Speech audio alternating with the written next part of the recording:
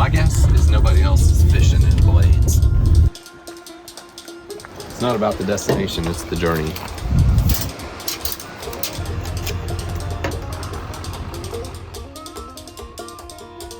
Real. Pretty sure I got that one for 25 bucks. That's one step closer. They must have some intel. Like if you come out to this place with a bucket, everyone else with a diesel truck out here left their trucks running and had a bucket. I think I forgot to leave my diesel truck on. I don't have a bucket. Doing some fishing. Let's see what we can find.